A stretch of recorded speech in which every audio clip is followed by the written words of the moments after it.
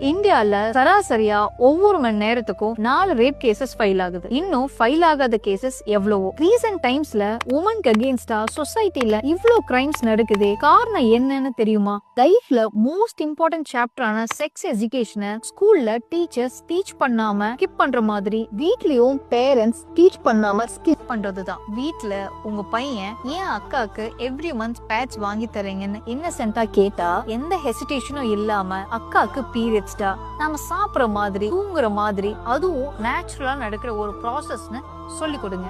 ஒஃபிகேட் பண்ணாம சொல்லி கொடுங்க. அதை தாண்டி உங்க பையனுக்கு ஒன்னும் பையனும் ஈக்குவல் சொல்லி கொடுங்க. சின்ன வயசுல இருந்தே பொண்ணு மாதிரி அல்லாத பொண்ணு மாதிரி நடக்காதேன்னு சொல்லி வளர்க்காம அப்படி ஸ்டீரியோடைப் பண்றது எவ்வளவு தப்புன்னு புரிய வைங்க. நீங்க பசங்க மாறினாலே இந்தியால இருக்கிற பொண்ணுங்களுக்கு தானா ஃப்ரீடம் கிடைச்சிடும். சோ உங்க பேரண்டிங்ல உமன்ஹுட்டோட இம்பார்ட்டன்ஸ பத்தி சொல்லி கொடுக்க மறந்துடாதீங்க.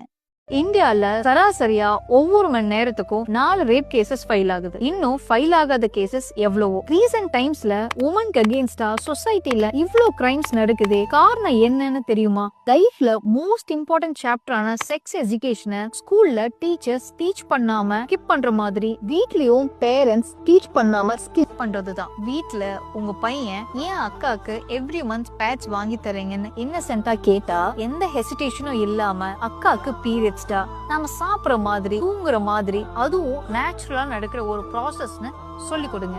ஒஃபிகேட் பண்ணாம சொல்லி கொடுங்க. அதை தாண்டி உங்க பையனுக்கு ஒன்னும் பையனும் ஈக்குவல் சொல்லி கொடுங்க. சின்ன வயசுல இருந்தே பொண்ணு மாதிரி அல்லாத பொண்ணு மாதிரி நடக்காதேன்னு சொல்லி வளர்க்காம அப்படி ஸ்டீரியோடைப் பண்றது எவ்வளவு தப்புன்னு புரிய வைங்க. நீங்க பசங்க மாறினாலே இந்தியால இருக்கிற பொண்ணுங்களுக்கு தானா ஃப்ரீடம் கிடைச்சிடும். சோ உங்க பேரண்டிங்ல உமன்ஹுட்டோட இம்பார்ட்டன்ஸ பத்தி சொல்லி கொடுக்க மறந்துடாதீங்க.